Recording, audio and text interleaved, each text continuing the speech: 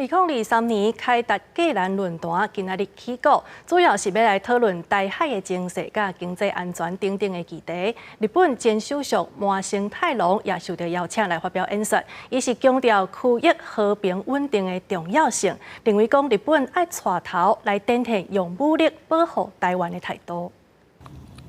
经过3年，外交部举办的凯达格兰论坛恢复实体举办。 重点讨论台海情势、甲经济安全等等的议题。总统蔡英文亲身去参加。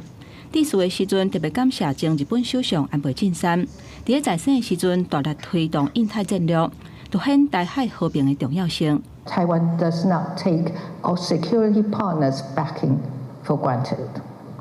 While we don't seek military confrontation and hope for a peaceful, stable, and beneficial coexistence with our neighbors, Taiwan is always ready to defend our democracy and way of life.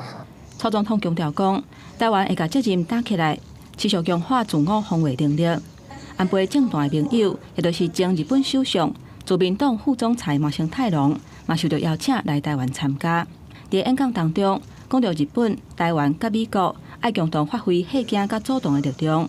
因为日本会大声展现为着维护台海安全，可能动用武力防卫台湾的態度。戦う覚悟です。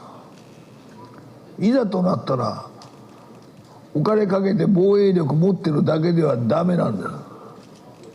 それをいざとなったら使う。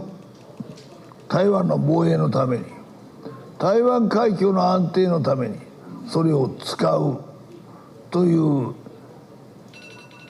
意思、明確な意思を相手に伝えて、それが抑止力になる。麻生太郎指出，日本已经有几项国防改革，包括结合陆海空军，提升自卫队应对的能力。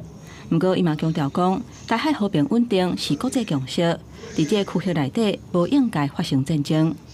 记者综合报道。